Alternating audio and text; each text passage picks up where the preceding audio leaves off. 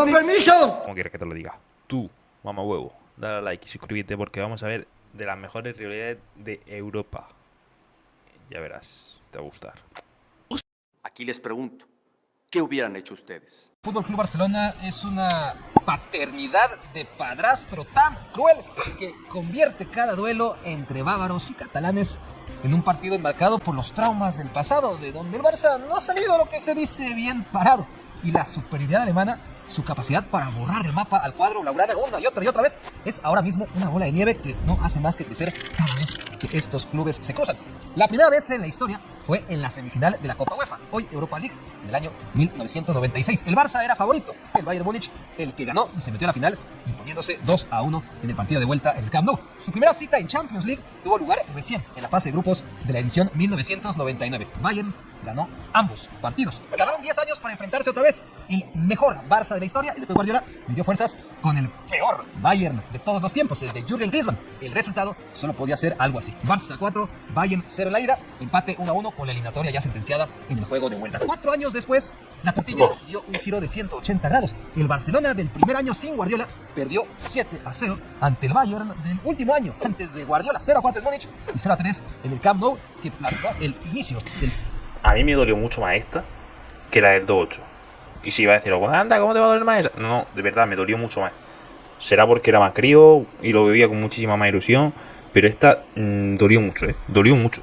Fin de la época dorada del Barça. Si bien 2 años después, en semifinales, al Barça le quedaba un último baile de la mano de Luis Suárez, Neymar, Messi y la cadera de Boateng. El Barça de Luis Enrique destrozó 3-0 al Bayern de Guardiola, que ganó 3-2 en Múnich, pero ni cerca estuvo de la remontada. En ese momento, los culés habrían preferido que se acabara el mundo y evitar así aquel partido, uno que pasará a los anales de las goleadas más perversas que todos siempre recordaremos. En un momento de nuestra vejez, dudaremos cuántas Champions ha ganado un equipo y otro a lo largo de su historia. Son bastantes y tal vez ganen más. Pero el recuerdo de ese 8-2 permanecerá siempre con más peso que el de cualquier título, porque los títulos se ganan y se pierden todos los años. Aquel Bayern 8, Barcelona 2 en Lisboa fue uno de esos episodios absolutos. Qué dolor fue ese partido, me cago en la puta hostia cana. Porque cuando cuando el Bayern iba a 4, dije, va, nos van a caer 8. Nos van a caer 8. Absolutamente memorables porque solo pasan una vez. Y ocurrió en 2020. Luego, en 2022 y en 2023, con las heridas aún abiertas, el Barcelona se topó con el Bayern Múnich en fase de grupos. 4 partidos, 4 derrotas. Con Lewandowski en el Bayern, con Lewandowski en el Barça, dio exactamente igual. Marcador global en estos últimos 4 partidos celebrados después del 8-2. Bayern 11, Barcelona 0. Qué dolor. Las ligas de España y de Italia siempre han sido rivales natos en la búsqueda de ser consideradas la mejor del mundo. Juventus y Real Madrid son, con muchísima diferencia, los máximos campeones de ambas competiciones y, por lo tanto, son los que más veces han representado a sus ligas en la Champions League, con 21 episodios que incluyen 2 finales, además del mejor gol del mejor goleador de todos los tiempos y por lo menos un par de errores arbitrales que maltrataron al equipo italiano.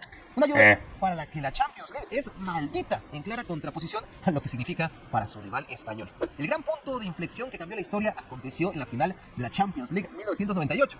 El Madrid tenía 32 años sin ser campeón de Europa. La Juventus, en cambio, jugaba su tercera final consecutiva tras haber ganado en 1996 y perdido en 1997. Era la gran favorita y perdió ante un Real Madrid que por fin logró ganar su 7ª Copa de Europa que tanto le había costado conquistar. Lo hizo, por cierto, con un gol de Peja Mijatovic en presunto fuera de juego que nadie ha sido capaz de confirmar ni tampoco desmentir. 21 años después, una nueva final con los mismos protagonistas que, por supuesto, acabó del lado del novio consentido de la Champions.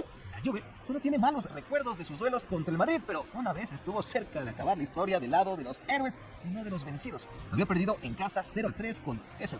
Una semana después, en el Santiago Bernabéu, muchos decíamos que la Juve mejor que ni se presente y sin embargo iba ganando 0-3 al minuto 90 y tantos cuando en la última jugada antes de tiempo. Esto no es penalti. Eso no era penalti. Y está el VAR ahora y no lo pita, hermano. Es que me da rabia, es que me da mucha rabia. Yo no soy antimadridista, pero me da mucha rabia. Extra penal de Benatia sobre Lucas Vázquez. Para algunos el más escandaloso robo de la historia, para otros un penal claro como agua de manantial. Gianluigi Buffon se fue expulsado por insultar al árbitro y el Madrid eliminó a la Juventus como casi siempre. La rivalidad entre el Barcelona y el Paris Saint-Germain viene de muchos episodios dentro, pero sobre todo fuera de las canchas. Empecemos por estos últimos, cuando en 2018 Adrián Rabiot estaba por terminar su contrato con el PSG y en lugar de renovarlo, quiso llegar gratis al cuadro catalán, pero el PSG se puso como loco, lo separó del equipo y aunque David ni siquiera acabó en el Barça, sino en la Juventus, a partir de entonces el PSG, enojadísimo, se ha negado tajantemente a venderle futbolistas al Barça, al grado que se negó ni siquiera a negociar por Marco Verratti y Ángel Di María. Además, se dedicaron a torpedear los fichajes del Barcelona, sobre todo aquel de Gini Wijnaldum, al que ni siquiera querían, pero se lo arrebataron de última hora nomás por puro gusto. También entorpecieron los fichajes de Frenkie de Jong, que sí acabó de Barça, y de Matthijs de Ligt, que terminó en la Juventus. Y se robaron a Xavi Simons, la joya de la Masía, y ya de paso los dejaron sin Neymar y sin Messi. En pocas palabras, en los despachos, el Paris Saint-Germain tiene de hijo el Fútbol Club Barcelona. Pero todo este chisme de vecindario no hace un clásico. Las historias dentro del campo sí, y nada como aquella remontada. Paris Saint-Germain 4, Barcelona 0 en el Parque de los Príncipes. Barcelona 3, PSG 1 en el Camp Nou hasta el minuto 89. El Barça necesitaba 3 goles en tiempo de compensación y el PSG le abrió las puertas de par en par. Ciertamente tuvo su peso un árbitro alemán que no señaló una falta dentro del área de Javier Mascherano sobre Ángel Di María, y en cambio sí que marcó un penal más que dudoso sobre Luis Suárez.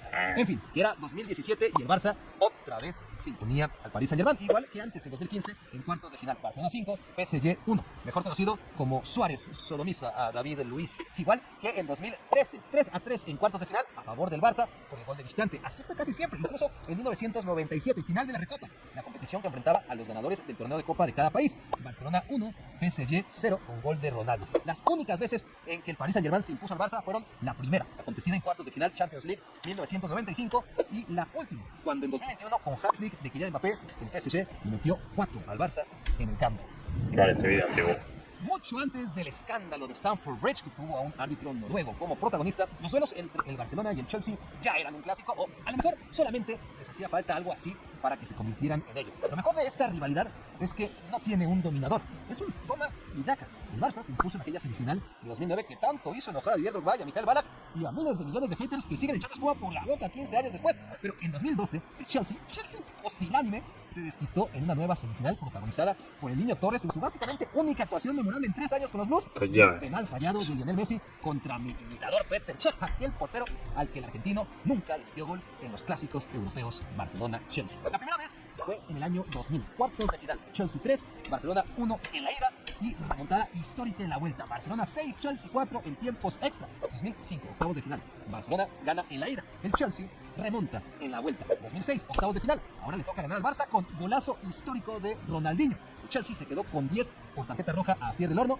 y José Mourinho llamó teatrero al joven Messi. O sea que, como les dije, la cosa ya estaba que ardía aún antes de que en 2009 hiciera su aparición estelar Tom Henning Obrego. Nada mejor para ilustrar el ojo por ojo, diente por diente entre ambos que su récord histórico. 14 duelos en Champions League, 6 empates y 4 victorias inolvidables para cada uno. Posiblemente el único clásico genuino de la Champions League. Real Madrid y Bayern Múnich son clubes idénticos como gotas de agua. Además, una llueve sobre España y la otra lo hace sobre Alemania. Ahora, que cuando cruzan sus caminos es como unir un cable rojo con uno negro. Los dos equipos son demasiado grandes como para caber en un solo campo de fútbol. Lo primero que necesita una rivalidad para considerarla clásico es historial. Bayern y Madrid se han topado en 26 encuentros de la Liga de Campeones, más que suficientes para escribir una saga sobre sus épicas batallas. Pero nada empezó antes de 1976, cuando se enfrentaron por primera vez en la historia. La época dorada del Real Madrid ya quedaba 15 años lejos, y el Bayern llegaba como bicampeón. Buscaba su tercer Champions consecutiva, o Copa de Europa, como la llamaban por entonces. Eran las semifinales, y no fueron protagonizadas por Franz Beckenbauer, Gerd Müller, Amancio o Santillana, sino por el loco del Bernabéu, un imbécil que entró a la cancha para agredir al árbitro. Pasaron los años y la tensión entre ambos fue creciendo, nunca más que en la semifinal de 1987, cuando Lothar Matthäus fue víctima de una de las más grotescas agresiones en la historia del fútbol, cortesía de Juanito, que tuvo que pagar con 5 años de sanción y le salió barato, debió pasarlo tras las rejas. El Bayern iba ganando 3-0 en ese momento, por cierto, y acabó perdiendo 4. Antes no había. Es que parecía una mezcla entre fútbol y pressing. Era una locura lo que se hinchaban a hostia esta gente. A 3 la eliminatoria para meterle aún más ingredientes al que ya a esas alturas era considerado el clásico europeo. Sus enfrentamientos en la década de los 2000 fueron aderezados por declaraciones incendiarias de los alemanes, en particular Oliver Kahn y Hasan Salihamidzic. Por entonces, el Bayern fue bautizado como la bestia negra del Real Madrid porque le ganaba casi siempre. Pero ahora es al revés. Desde aquella semifinal de 2012, protagonizada por el penal de Sergio Ramos y ese balón que a día de hoy sigue extraviado fuera de órbita, el Madrid ha tenido al Bayern de hijo con 6 victorias consecutivas, solo empañadas por el último empate. Agreguen, por si algo faltaba, que Toni Kroos llegó casi regalado al Real Madrid porque le quedaba un año de contrato y pidió irse del Bayern.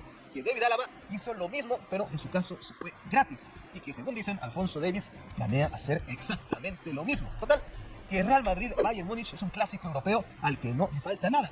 Bueno, algo sí le falta. Curiosamente, se han topado 7 veces en semifinales de la Champions, o sea, 14 partidos en total, pero nunca en la gran final.